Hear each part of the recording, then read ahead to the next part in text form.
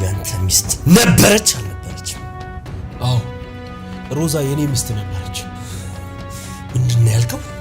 ይቅርታ ዴቭ፣ ይሄንን እውነት ማወቅ የነበረብህ ከዓመታት በፊት ነበር፣ ግን እኛ ለአንተ ስሜት አልነበረንም። በተለይ ደግሞ እኔ ስለተፈጠረው ነገር ሁሉ በጣም ይቅርታ፣ አዝናለሁ። ትሰማኛል? ትሰማኛል? ይሁን ይሄ ነገር ግን ውሸት ሆኖ ባገኘው እገልሃለሁ። ዴቭ ተረጋጋ። አይ እውነት ቢሆንስ? እውነትም ቢሆን እገልሃለሁ። ዴቭ ሰማኝ? ዴቭ እንዳትሳሳት። ሰምተኛል? በደምብ አዳምጠኝና ስሚኛለሽ። እያዳመጥሽኝ ነው? አንድ ነገር ከዚህ በኋላ ተነፈሳለሁ ብትይ ግንባርሽን ነው የምታረከው። ገባሽ? ቆይ ምን ስላደረኩ ደግሞ አንቺ ያረግሽውን ተግባር ድጋሚ እንድደግመው ትፈልጊያለሽ? ተረጋጋ። ተረጋጋት በይ። እኔም ተረጋጋት በይ። ቆይ ምን ያህል ጅል ብመስልሽ ነው ይሄን ያህል በቤቴ ውስጥ ይሄን ሁሉ ሲራይ? ዝም በይ፣ ዝም በይ። እፈልግሻለሁ። ገባሽ? እፈልግሻለሁ። እገልሻለሁ። እገልሻለሁ። እውነቴን ነው አልካድኩም። አንተሩ ለምን ብዬ እክድሃለሁ? እኔም ማወቅ የምፈልገው ነገር ቢኖር ይሄን ነው። ንገረኝ፣ ለምን ብለህ ነው የካድከኝ? ለሮዛስ የኔን ታማኝነት በስንት ነው የሸጥክላት? ንገረኝ። ያ ሁሉ ገንዘብ እኮ አንተ ነበር የምትበላው። ሮዛ ግን እንደ ጅል ቆጠረችህና የክፉ ቀን ወዳጅ አብሮ አደግህን አስካደችህ አይደል? ይቅርታ ወንድሜ። ሀያ ብሎ የምርህን ነው? ይቅርታ እንዳደርግልህ ትጠብቃለህ? ማንቴሮ ጓደኛዬም ወንድሜም አይደለህ እንዴ? ነበርክ። ልክ እኮ ነው። የማይበልጥ ቢዝነስ የመጣሁት የኔ ቆንጆ ባንቴሮ ዴቭን አግኝቶታል። ሮዚ መደንገጥ የለብሽም፣ መጠንከር ብቻ ነው ያለብሽ።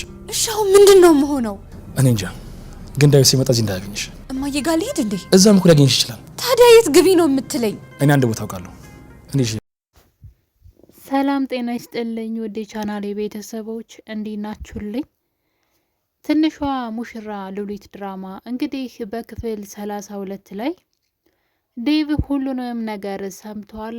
ስለ ሮዛ ሁሉንም ነገር ነው የሰማው። የቀረ ነገር የለም ከአንድ ነገር በቀር። በሆዷ ውስጥ ያለው ልጅ የማን ልጅ እንደሆነ በእርግጥ ዴቭ አያውቅም።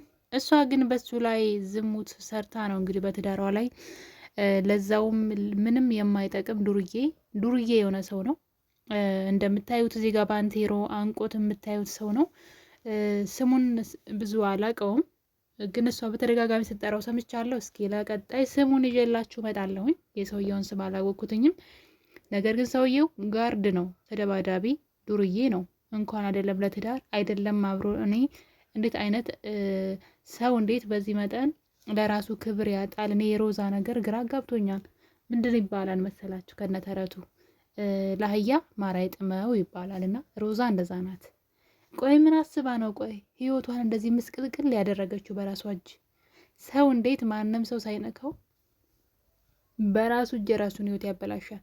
ሮዛ እንግዲህ ከተከበረው ከሚያምረው ከትዳሯ ከጥሩ ባሏ ከዴቭ ይልቅ ከሚያስከብራት ተወዳጅነት ካለው ውብ ከሆነው ትዳሯ ይልቅ የመንደር የሰፈር ዱርዬ ሌባ ከሱ ጋር ተኝታ ልጅ አርግዛለች። እንግዲህ በጣም ነው የምትገርመው። እኔ እኮ ግርም ድንቅ ነው ያለኝና ሰው የራሱን ውድቀት ራሱ ሲያዘጋጅ ሮዛን አየው። ሰው እኮ እንዴት ነው ከዴቭ ማለት ባሏ ነው ከዴቭ አርግዛ ልጇን የዛ ቤት ወራሽ ከማድረግ ይልቅ ልጇን የጎዳና ልጅ ማድረግ ልክ እንደሰው ልጇንም የእሷ ዕጣ ፈንታ እንዲደርሰው አደረገች። እና እኔ በጣም ነው የገረመኝ ተግባሯ። ምን አይነት ጉድ ናት! እኔ በጣም ተገረምኩ። አይገልጸውም ዝም ብዬ ሳስባት ማለት ነውና ድራማ ሳይሆን የምር ነው የሚመስለው። ድራማ እሷ ጎበዝ ናት በጣም ትወና ላይ፣ ግን ተግባሯ ግን ሰይጣንን ያስመሰግናል ወይ ያስንቃል ነው የሚባለው። እና እንግዲህ ሮዛ በባሏ ላይ ተንዘላዝላ ዝሙት ሰርታ ወስልታ አርግዛለች። ከዴቭ ላለማርገዝ ነው ሁሉ ከባሏ ከትዳሯ ከተከበረው ትዳሯ ውስጥ ልጅ እንዳይኖር ዴቭ ልጅ እንዳይኖረው ነው ፍላጎቷና ወይ ዴቭ ልጅ መውለድ አይችል ይሆን አላውቅም። ነገር ግን እሷ ማርገዟን ራሱ እንደ ጀብድ እያወራች ትገኛለች። ውስጧ በክፋት የተሞላ ነው። የማታደርገው የማትሰራው ክፋትና ተንኮል የለም። እንግዲህ ባንቴሮ ከስንት ክፋት እንግዲህ ትዳር እያላት በትዳር ላይ ካገባች በኋላ አሁን ላይ ዴቭ ስለ ሁሉም ነገር አውቋል። ዴቭ ባንቴሮ ቀጥሮት ባንቴሮ ስለ ሮዛ ነግሮታል። ሮዛ የኔ ሚስት ናት ብሎ ነግሮታል። ጭራሽ ትዳራቸው ራሱ ሳይቋጭ በትዳር ላይ ትዳር እሱ በታሰረበት ነው እንግዲህ ዴቭን ያገባችውና አሁን ላይ ሮዛ ሌላ ስራ ይዛለች። ነገሩ እንግዲህ ዴቭ ከደረሰበት በኋላ ከሰማ በኋላ ሽጉጥ ይዞ ነበር ወደ እሷ ሄደው ሊገላት ነበር፣ ተናዶ ነበር። ነገር ግን 2 ነፍስ መሆኗን አወቀ እና ፈራ። ሊገላት ነበር የመጨረሻና በዚህ መሀል እያሉ እንግዲህ ጉዳዩ ሳይቋጭ ዴቭም እንደተናደደ እሷ ግን አንድ ተንኮል አሰበች። ቶሎ ብለው ፋይሎቹ እንዲጠፉ ፈለገች። ከባንቴሮ ጋር የነበራት የትዳር ግንኙነት በፍጹም እንደማታውቀውና ምንም አይነት የትዳር ግንኙነት እንዳልነበራቸው የሚያሳይ ማስረጃዎች ሁሉ እንዲጠፉ እያስደረገች ትገኛለች። እንግዲህ ከስተት ላይ ስተት ነው፣ ስተትን በስተት ነው የምትሸፍነው። ከዴቭ ምንም ነገር አያመልጥም። ይዘገያል እንጂ ከዴቭ የሚያመልጥ አንዳች ነገር የለም። ሂዋንያን ሁሉ ታሪካቸውን ታውቃለች። ከድሮ ጀምሮ ፍቅረኛሞች እንደነበሩ ከዩኒቨርሲቲ ጊዜያቸው ጀምሮ ሂዋንና ሮዛ ጓደኛሞች ስለነበሩ ባንቴሮ በር ላይ እየጠበቀ ሮዛን ይወስዳት እንደነበረና ፍቅረኛሞች እንደነበሩ ሂዋን ታስታውሳለች።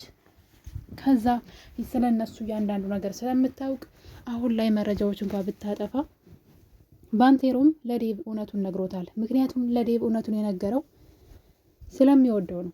ዴቭን ይወደዋል። መጀመሪያ ዴቭን የቀረበው ለበቀል ነበር፣ ሚስቴን ወሰደብኝ ብሎ። ምክንያቱም ሮዛን ሳይፈታት ነው እሱ በታሰረበት ዴቭን ያገባችው። ለበቀል ገብቶ ግን ዴቭ ፍቅርን አስተማረው፣ እየጎዳው ሊገለው በተደጋጋሚ እየሞከረ።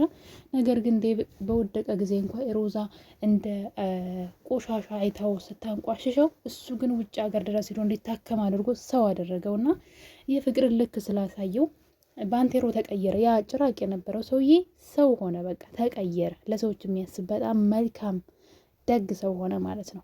ያ የጠላ የነበረውን ሰውዬ መውደድ ጀመረ። ስለዚህ ከዚህ በላይ የዴቭ ህይወት ላይ መጫወት አልፈልግም ብሎ ነው እውነቱን የተናገረው። አያችሁ፣ የህሊና ረፍት አገኘ ማለት ነው። ይችኛዋ ግን 2 ነፍስ ሆና እንኳን እናቷም እና እሷም ክፋትን ብቻ ነው የሚያስቡት። ምንም ጥሩ ነገር የላቸውም። እናቷ ትብሳለች ከሷ። በነገራችን ነው ዋናዋ እናትየዋ ናት ማለት ይቻላል።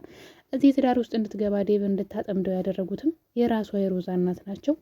አሁንም ተንኮልን በተንኮል ለመሸፈን እየሞከሩ ያሉት እሳቸው የሮዛ እናት ሆነዋል።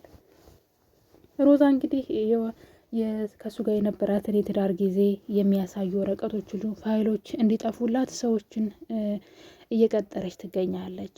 በዛ ላይ ደግሞ ያ የልጅ አባት ወይም ደግሞ አብሯት ተኝቶ የነበረው ጎረምሳ ቤታቸው ድረስ ሰተት ብሎ መጥቷል። በነገራችን ላይ ያ አብሯት ተኝቶ የነበረው ጎረምሳ ወይም ደግሞ ልጅ ያረገዘችለት ጎረምሳ ዱርዬ ማለት ነው የባንቴሮ የቅርብ ወዳጁ ነበረ። ነገር ግን ባንቴሮን በመክዳት ነው እንግዲህ ከሮዛ ጋር ተኝቶ ለሮዛ መስራት የጀመረው። ክብሯን አዋርዳ ከሱ ጋር ተኛች። ከዛ እንደፈለገች ልታዘው ፈለገች። ነገር ግን ጭራሽ አረገዘችለት። እንኳን ለትዳር አይደለም ለልጅ አባት ለመሆን ቀርቶ ለምንም የማይሆን ሰው ነው እኮ ባንቴሮ። በጣም እጥፍ የተሻለ ነው ከዛ ሰው። እኔ እኮ ምኑ አይኗ ቢታወር ነው። እና ክፋት ራስን መልሶ ሲጎዳ ያየሁት ሮዛን ነው። እንደ አራስ ነበር ኝኝኝ እያለች ሁሉንም ሰው እንግዲህ ራሷ ገደል ልትገባ ነው አሁን ላይ በሚገርም ሁኔታ። ከዴቭ አንዳች ነገር ክፋቷ የራሷ ክፋት ራሷን ሊጥላት ነውና ዴቭን ምንም የምትጎዳው ነገር የለም። በልጅ አላሰረችው። ከሔዋን ጋር የሚያምር ቀጣይ ህይወቱ የሚያምር ህይወትን ከሔዋን ጋር ይኖራል። ከሚወዳት ሴት ጋር ከሔዋን ጋር ዴቭ መኖር ይችላል ማለት ነው። ምክንያቱም ሮዛ የሚገባትን ቦታ አልፈለገችውም፣ ጠገበችና ክፋት ብቻ ሆነ ስራዋና ክፋቷ ደግሞ መልሶ እየከፈላት ይገኛል። ከማይረባ አይደለም ለሷ ለልጅ አባት ሊሆናት ቀርቶ ራሱን ማስተዳደር እንኳን የማይችል ዱርዬ ከእንግዲህ ምን እንደሚያደርጋት ለማየት ያብቃችሁ። የሮዛ ልቅሶ ነገ ላይ ጎዳና ላይ ሆና ስታለቅስ እናያታለን ማለት ነው። በተለይ ደግሞ ሉሊት ላይ የሰራችው ግፍ ትዕግስተኛዋ ሉሊትን እንግዲህ በጣም ታሰቃያታለች። እሷም ግን ታግሳ እዚህ ድረስ ደርሳለች። ሉሊት ትዕግስቷ በጣም ነው የሚገርምኝ ሉሊት ማለት ነው። በጣም ብዙ ነገር ነው ያደረገቻት።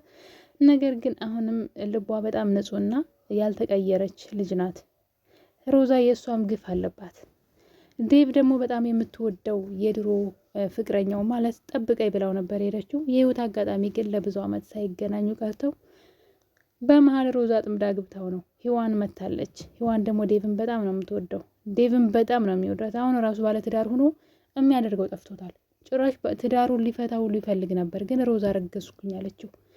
ከዛ በቃ ታሰረ። ነገር ግን ልቡም ቅንጭላቱም እግሩም ሁሉም የሚወስደው ወደ ሂዋን እንጂ ወደ ሮዛ አይደለም። እና አሁን ላይ ግን ለሮዛም ለሂዋንም ለዴቭም የተመቻቸ ጊዜ እየመጣላቸው ነው። ከሚወዳት ሴት ጋር የሚወደውን ላይፍ ይኖራል ማለት ነው። ሮዛ ደግሞ ውድቀቷን በራሷ ጊዜ ስላዘጋጀች ወደ ጎዳና ትወጣለች። ሌላ ምንም አማራጭ የላትም። ክፋት የሚያስተምሯት እናቷ ራሱ ለእሷ የሚሆኗት አይመስሉኝም። የወደቀች ቀን ዘወር ብለው የወለዷት እናቷ ራሱ እንደማያዩት ነው በዚህ ጸባይዋና እንግዲህ ዴቭ ሁሉን ነገር አውቋል። ነገር ግን ምንም ማድረግ አልቻለም። እሷን መግደል አልቻለም። ተቃጥሎ ዝም ብሏል። ታግሶ ዝም ብሏል። ሮዛም ተንኮልን ቀጥላለች። አሁንም አላረፈችም። ጭራሽ የልጅ አባት ተብዬው ቤቷ ድረስ ሰተት ብሎ በማታ መጥቶ እንደምታዩት ግቢ ውስጥ ገብቶ ነበረ። ዴቭ ተናዶ ሲመጣ ግን በጓሮ ዘሎ እንግዲህ እንደ ሌባ ሂዷል ማለት ነው። የሮዛ መጨረሻስ ምን ይሆን እንግዲህ በቀጣይ? ሮዛ አሁንም ክፋቷን አልተወችም። ጥፋቷን በጥፋት ለመሸፋፈን እየሞከረች ነው። ባንቴሮ ደግሞ ያስረገዛትን ወንድ ወይም ደግሞ ያ ባለጌን ወንድ እንግዲህ እያሳደደው ይገኛል። ዴቭ አሁን በቅርቡ ሁሉንም ነገር ይደርስበታል። ሮዛ ያረገዘችው የእሱ ልጅ እንዳልሆነ በላዩ ላይ እንደማገጠችና እንደወሰለተች በትዳሩ ላይ ይደርስበታል። እውነት ተደብቃ አትቀርም። ያኔ ሮዛ ምን ይውጣት ይሆን? ይህ ሁሉ ያደረገችው ግፍ ምን ያደርጋት ይሆን? አብረን የምናየው ይሆናል። በቀጣይ በሌላ በአዲስ ቪዲዮ እስከምንገናኝ ድረስ ለዛሬ ይህን ይመስል ነበረ። ቸር ቆዩልኝ።